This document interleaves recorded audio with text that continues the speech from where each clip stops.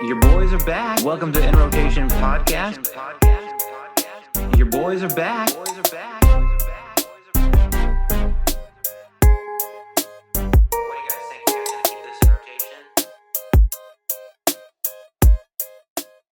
Welcome back to In Rotation Podcast, Playlist Edition, Episode 3, where we're reviewing Found You by Ludacris and Chance. I'm your host, B, and with me today is Jay, Jer, and Nick. What's up, guys? What's up, B? So, big return for Ludacris, and I guess maybe a return to form for Chance the Rapper. That's to be determined, rather. What do you guys think about this one? And I guess I won't start with Jay because we'll maybe get some positives before we go to Jay. So, Jer, what did you think? Yeah, okay. Yeah.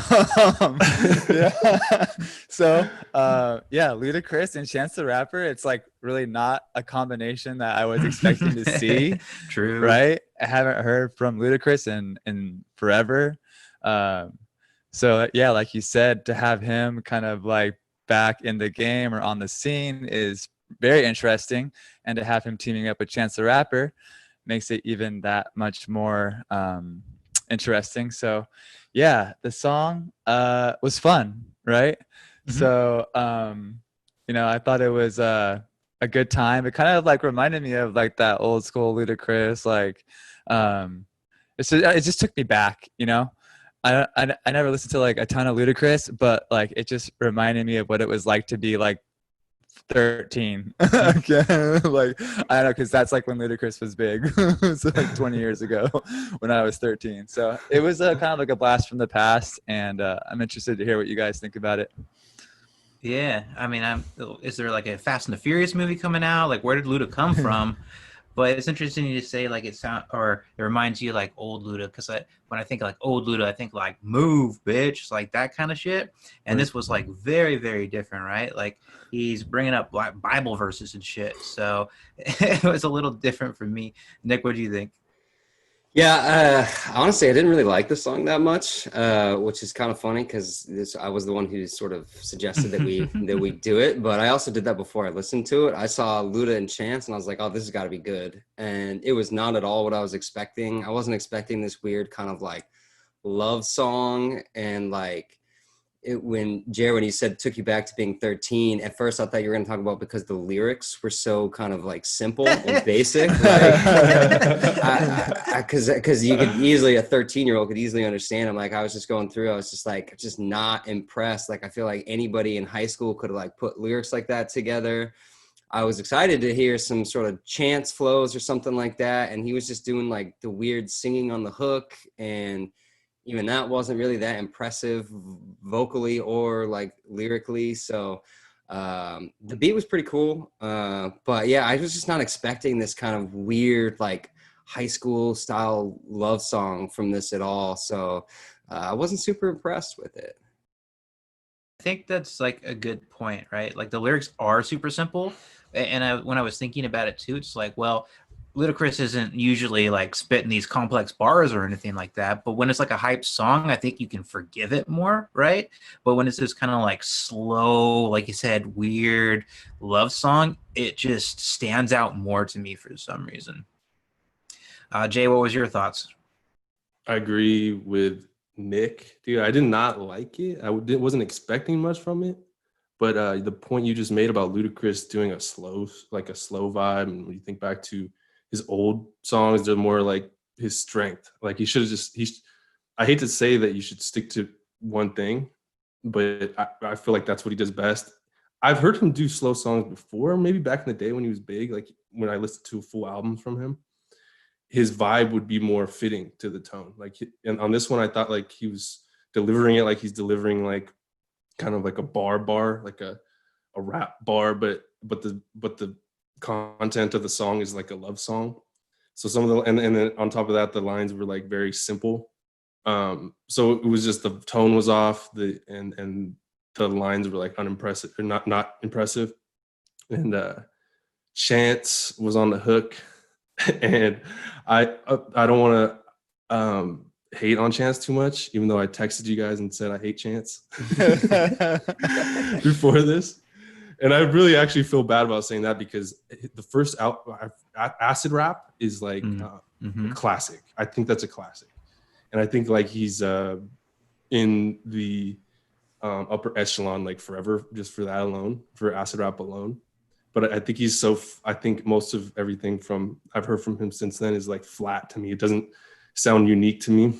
Like I feel like I have so many other options in that genre, and I'm not going to choose Chance over like Kid Cudi or something, or even Anderson .Paak. Or I really kind of compare Chance to Anderson .Paak, but I know those are my initial like thoughts about it. Did you Did you say that? Oh, sorry, go ahead. Go Jay. ahead. Go ahead, Jared. I was just gonna say, did you say he sounded like a baby though? I said something about him having a little baby voice. I stand by that, dude. I stand by that. No, he does have a baby voice, but it didn't bother me on Acid Rap, so I don't know why it bothers me. Yeah. And I like Lil Wayne, notorious baby voice. I don't That's just me. necessarily That's in think my own Wayne head, has a dude. baby voice. It's Dude, kind of they like have whiny. weird voices. They have weird voices. Is all I'm saying. It's unique, and it's a strength because it separates them. But I think just when I think it's just the hater in me hating on Chance, because it's just a very hater type thing to say. It was high pitched. It was high pitched as like it was kind of like, whoa, like I don't know. It was like almost in your face, high pitched, like yeah, almost too much.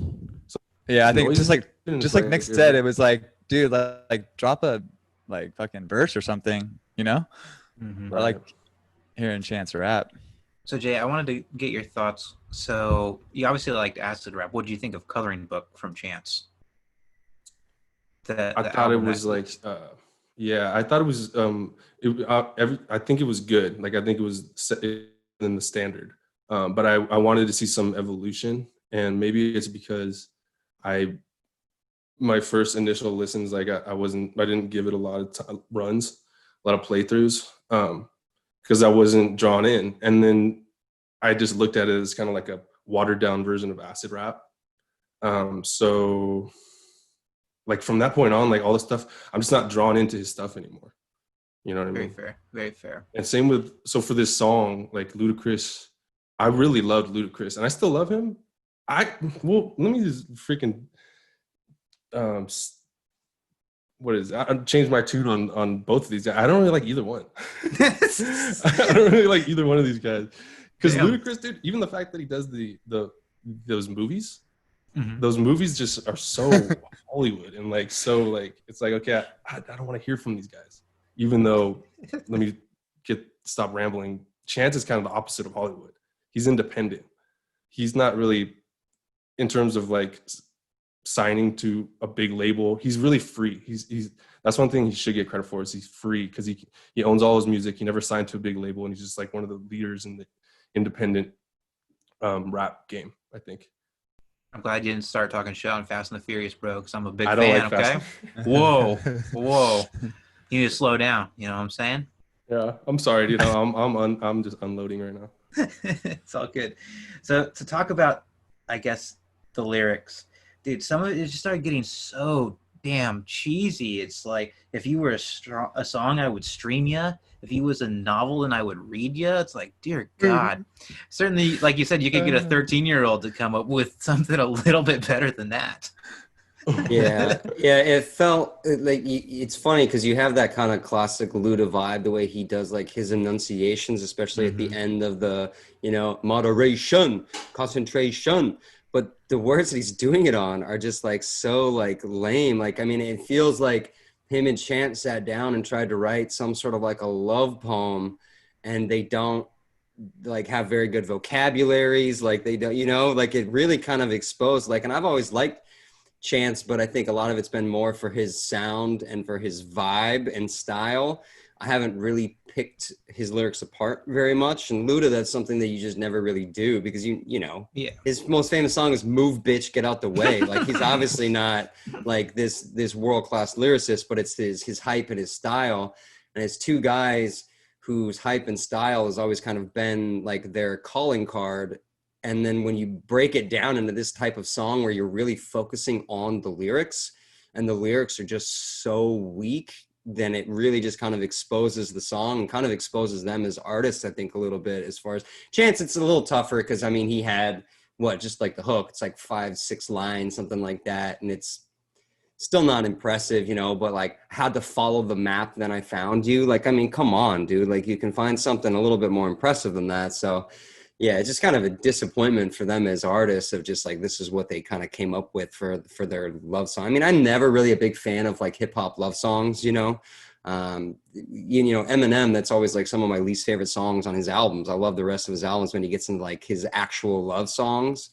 And it's just like, it never just seems to hit the mark with me in hip hop, but you know, at least then in those cases, there's better lyrics and stuff. And in this case, with it just being it fell flat in so many different ways, other than, like I said, I kind of like the beat, but other than that, just not a lot, you know, not a lot of substance.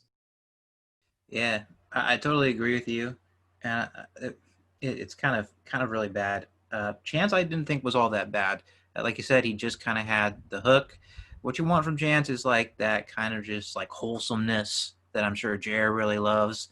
And I thought he brought it there. Still way better than the last album that he put out that was pretty much unlistenable. But yeah, not some good stuff. Like, I Would Stream Ya, that's so bad. Like, not even download, bro. Like, you can't even take it to the next level. Like, how much do you really love this girl? Dude, you know what Ludacris song I was thinking of was What's Your Fantasy? Because remember that song? A real love song, huh? Yeah. Like, I thought that was a sick song. And I think Luda, maybe he tried to sort of capture some of the magic from that song, you know, like that sort of vibe, like Getting Sexy or whatever. But like, it just fell flat. It didn't hit the mark. And was not very stoked about this one overall. I do want to say I hate trashing on Ludacris, and because I'm looking at, I just Googled like some of his songs, and Roll Out was one of my jams, dude, back in the day. Roll Out. The song, I mean, I didn't like, it was very like mainstream, the one with Usher, where he's like featured on it. All these songs were a big part of my life. That's for sure. Like they definitely impacted my life for sure. Like when I was, these are early 2001 and then 2004. So like around that time is when like he was on top. Was he like the biggest rapper in the game, at least in the upper echelon at that time? Do you think? For sure, upper echelon. Big mainstream, especially, yeah, for sure. Right. I mean, he was coming on the radio all the time. I mean, for a good like 8-10 years, probably he was coming out with like a radio banger, like at least like once a year. You know, yeah, that's part of why he was featured on that song. That was like a bunch of the big names that were on the radio constantly at the time. You know, Usher, Luda, stuff like that. So, what about Lovers and Friends? That's more like, do you guys remember that song, Lovers and Friends? No, I don't. If I heard it, maybe. But it was like like a love vibe, like a slower vibe, kind of like what they're going for on this. But he just can't pull it off now like he did back then when he was just the man, dude. It's just time has, I guess everybody has their time, you know. I don't know. Yeah, I mean, when he does like, you know, the fantasy song that was mentioned earlier, you know, one of my favorite Luda songs is My Chick Bad. I love that song. And like that, when he gets in that vibe of like, he needs to do romance in a different way, you know, where he's talking about fucking, and then like his lyrics end up being like, they're still kind of like that, like not impressive or super like substantive like lyrics. But then when he delivers them in that kind of format of like, let me get you in the back seat, windows up, like what he's saying is not that impressive, but the way he's doing it is dope. Same thing, My Chick Bad. Like the lyrics aren't that cool at all. They're not that impressive, but the way he delivers them, you're like, damn, this chick is super bad. Like, you know, it's a different type of vibe. And when he gets into like this romantic type of love song, it's just like, I mean, you'd think you'd like to see an artist over the years, like, you know, learn better ways of writing and rhyming and stuff like that. And it just seems like after his long career that this kind of shows that he hasn't evolved at all. as an artist, because I think if you evolve, you learn to be able to pull off different types of sounds and genres, maybe even, and in this case, it seems like maybe he tried it, but he, and I guess you can give him props for that, for at least trying something. But yeah, it just shows it's like, man, this is the same basic lyrics that he's been doing for a long time, but he needs to, I think, kind of stick to his lane, I guess, of being like more hypey kind of type of guy. And I think, you make a good point of like, it's all about the delivery and the swagger. And you got a little taste of that on this song. Like you were kind of mentioning too, like his enunciation, and that's like that very classic Luda vibe or whatever. So you got some of that, but other than that, the song was very flat. And I really do wonder, like, is this like a new direction for Ludacris, or is this just kind of a one-off, And if he was going for, if it wasn't a new direction, right, and this is just kind of a one-off, wouldn't you want your like return to like popular culture to be kind of a banger instead of something like this? So that's kind of where I really wonder, is like, is just he trying to like clean up his act and change his vibe, or what is the deal? I'm thinking maybe he could have I think he thought that he could score some mass appeal with a song like this that was kind of friendly and, for everybody. But like, yeah, it's just not like what makes Luda. And yeah, I think yeah, he needs to like switch it up, like do something different, or because there's no way he puts out like a full album with this type of music and it does like any sales. It's like, yeah, so like yeah, I think hopefully this is like, hopefully like he gets some feedback on this and realizes that like he needs to do something different, because I don't want to hear any more of this from Luda, dude. One song was enough. We'll send him our podcast. We'll tweet him at it, be like, bro, listen to this feedback, please. Yeah. I mean, it must be tough, like when your sound was so like you said, like 2001, right? Like that sound is long gone. So what does he do? Does he come back and does he do trap, or like does he still try to get down with like some more modern hip hop beats that aren't trap, and maybe he just doesn't really necessarily know where to start? So I think there's also something to be said about, artists and where they're at in their life. There's just a chance, I don't know what's going on with his life. There's a chance maybe he just like fell in love, or he's got like a chick in his life, and he like, his heart was like telling him like, maybe he just wrote, he's like, oh, I wrote the song for you, baby. And like, he put it together and he's like, who's a guy who like loves his wife? Like, I'll call Chance, and like all this stuff. And like, he just put together like this thing, cause he was really like feeling it in his heart, and it's like, I guess good for him at that point for doing, a project that spoke to him where he was at in his life. But yeah, this is not going to be success for him, if he continues to try and do things like this. One of the lyrics that stood out to me as being super like weird, and again, he was probably just throwing it out there to rhyme, but it was, pull up to your block in a drop, would love your cooperation. Like, what do you need their cooperation for, bro? Like, are you like forcing his girl into your car? Like, what the hell's happening here? He's not trying to get me too'd, bro. He wants consent. Can never be too safe, I guess. So props to Luda for getting the girl's cooperation during a love song. What are you gonna say, Jay? Sorry I cut you off, man. Someone said something about the sound of the current time, like the sound of 2001 compared to now. It's just so different, and it's just so apparent. But I'm trying to, like, while you guys are talking that through, I'm trying to think of other artists that have evolved, and it's like really hard to do, it seems, because I mean, Jay-Z has been around, and I think his sound fits, like his most recent album fits kind of this current era. And in 2001, he was still as prevalent as he is now. I'm trying to think. Eminem. Okay, Eminem made it, first of all, in this podcast. Mm-hmm. The mention always has to happen. But do you think Eminem's sound fits this era? Because a lot of people don't like Eminem as much. I mean, obviously not as much as they liked him back then. Maybe that's specifically for Nick. Do you think his sound matches this era? Well, so Eminem's actually a good example of an artist who has evolved. His sound from, you know, even pre Slim Shady LP, like going all the way back to his to Infinite, like, you know, his very, very first album, through Slim Shady. Through every album, his sound has evolved and developed a little bit. You know, there was a period probably from Marshall Mathers LP through, you know, Encore, where he kind of sounded pretty similar. But then as he kind of went through his recovery and stuff like that, through his addiction, his sound has changed significantly, to the point where there's certain albums that I don't even like very much, you know, as a big Eminem fan, because they sound so different. And so if you compare what his sound is now to what he was doing on Slim Shady LP, the lyricism and the intelligence is still there, but the actual sound and the delivery is completely different. So, you know, whether or not it fits in today's time, as far as like, is it successful? I mean, I think it's been like every other album with him for the last couple of albums. Like Kamikaze was incredible.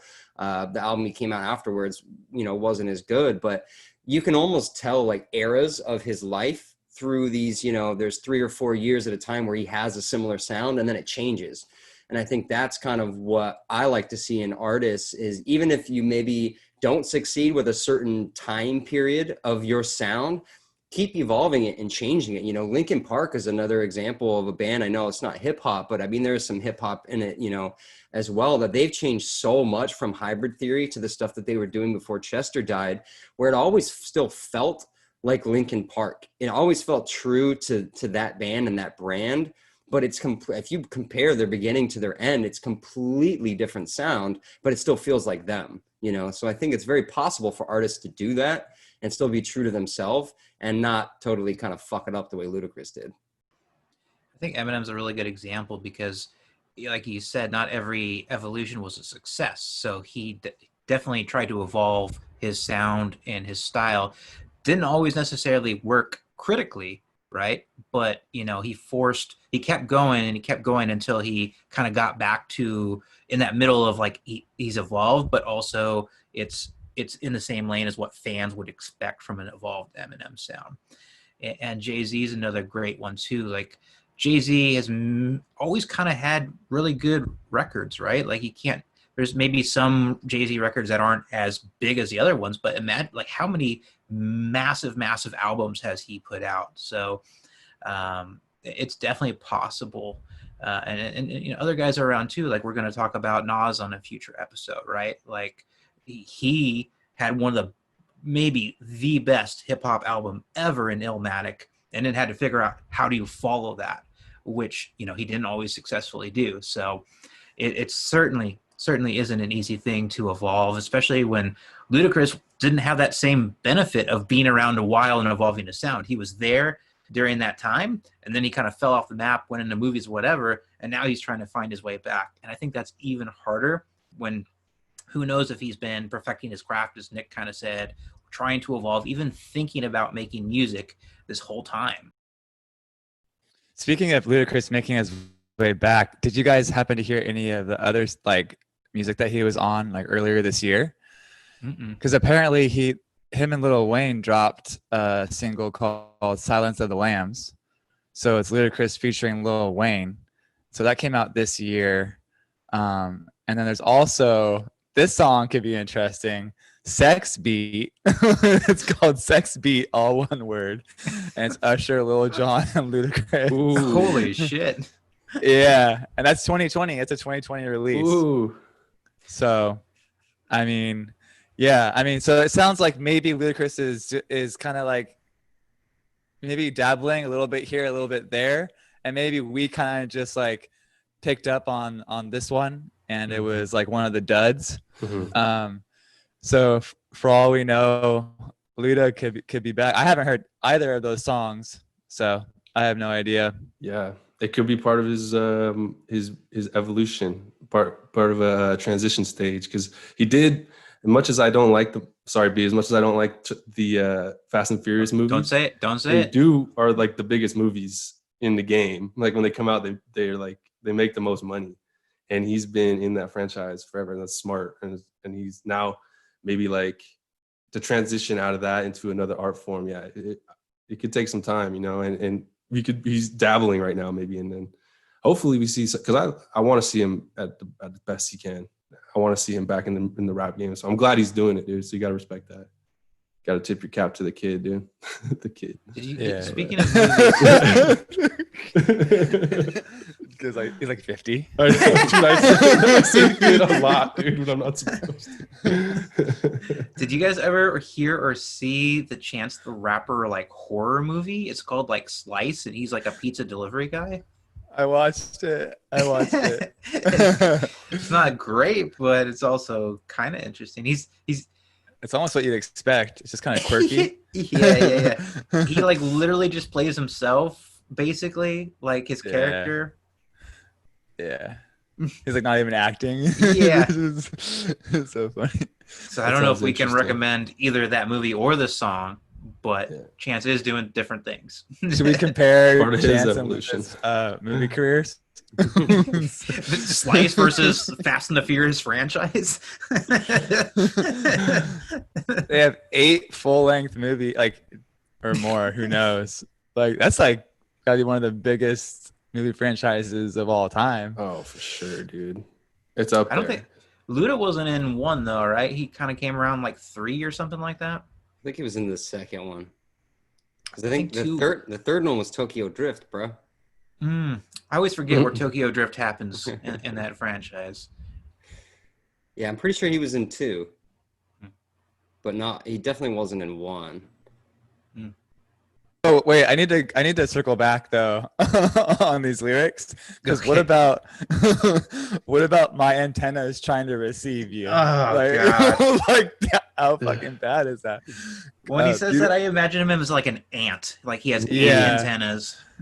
Yeah, what? Like who says that? Like in what world is that something that anyone says? Yeah.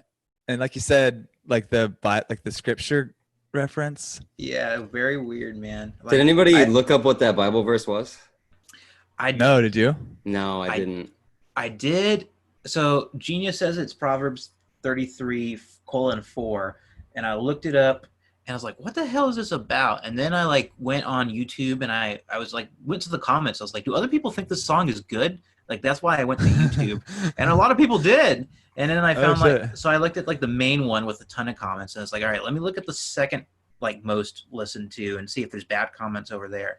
And like one of the comments was like, "It's not Proverbs 33:4, it's Proverbs 3:3-4." I was like, "All right, fucking." Mm. You felt the need to come to YouTube to correct the Bible verse, and then I looked up that verse, and it was about love, but I still didn't get the tie-in. Okay. Yeah, you know, it's funny because when I was reading on whatever lyrics you'd sent us for it, and I see it on Genius too. Do you pull yours from Genius, B?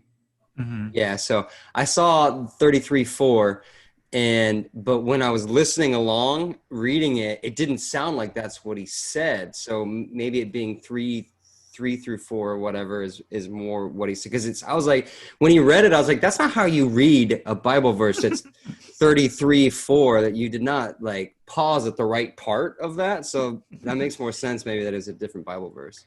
That was his most complex lyric attempt. He tried to say Proverbs 3:3-4, and he fucked it up.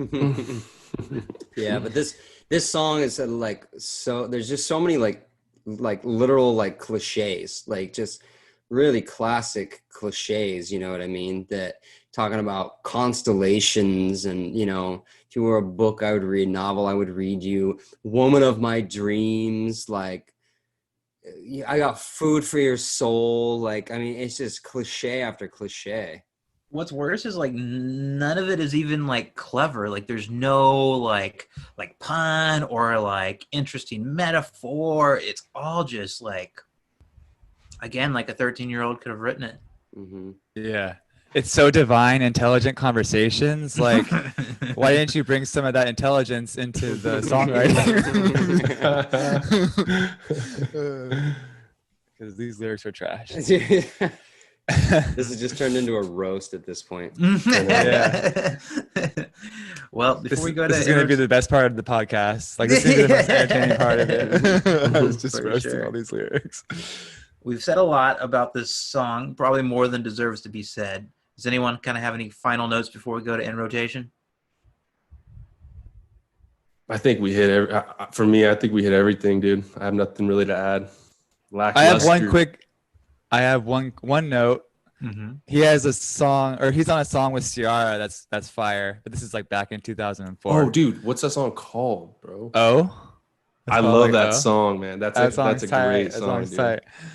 So are you That- still in yeah, the hate beat Luda is camp? nice. I can't tell anymore, Jay. Do you hate him or I'm do in you the like hate. him? I don't hate Luda. I hate Chance the Rapper, but I loved Luda from 2000 like 98 to like 2005, and then from 2005 to now, I'm just indifferent. I hope he comes back, but now I'm just indifferent. But Chance, I'm in a current hate because I loved him so much that I hate him out of love. What? You hate him out of love? That's deeper than anything man. Ludacris I said hate him on out this of song. love. I hate him like I hate him like I'm mad at him like you get mad at like your brother or your family. You're like, dude, come on, man. I want to see better from you, dude. So I guess hate. I should stop using the word hate. Disappointed. Disappointed. I like it. That makes sense. All right, so we'll go to in rotation, and Jay, we might as well keep it on you, bro. You gonna keep the song in rotation? No, absolutely not. That's all I have to That's say. it. All that needs to be That's said. it. That's it. All right, Jay, we'll go to you. All right. Yeah, Ludacris, you've been around for a while. You've had some sick features, some good songs, some classic timeless songs, but I'm not sure what you're doing here with this lazy love song, like love note, middle school love note bullshit. Like, you're so much better than this. So yeah. And then Chance with your baby voice sounding ass. No, just kidding. Yeah, the Chance feature, the Chance chorus, no, not my favorite work from him. So yeah, all in all, this is going to be a no for me, dogs. I'm going to say no as far as keeping this in rotation. I like how you addressed it to them, like specifically, like they're watching this podcast. Get ahead of myself. Okay, Nick. Yeah, we should do that more often. Actually, speak directly to the artists. Yeah, because I'm never gonna say this to their face, dude. Yeah. You have Chance the Rappers right there. I should start speaking like I'm talking to their face, so I can protect myself, my future self, if we ever blow up and they hear us. Sorry, go ahead, Nick. No worries. Yeah. So no, I mean, I'm not gonna be putting this on any playlist. I'm not keeping this in rotation. You know, there's so much music out there. I would be fine if I never heard this song again. Mm-hmm. Mm-hmm. Yeah, I really don't have anything to add to that. I mean, very kind of bizarre track. I wonder if we had not really like broken down the lyrics, you know, or even read them at all, would we have felt the same way? I think if you listen to it enough, you'll eventually be like, the song's kind of corny, but at first listen, I kind of did like it. It's like, all right, this is light and fun, but the more and more I listened to it, especially reading the lyrics, I was like, yeah, I'm easily over this song after hearing it just a few times. All right, boys. Well, I hope the podcast turns out better than Ludacris's current career, and I guess we'll call that a day. Peace. Peace. Peace.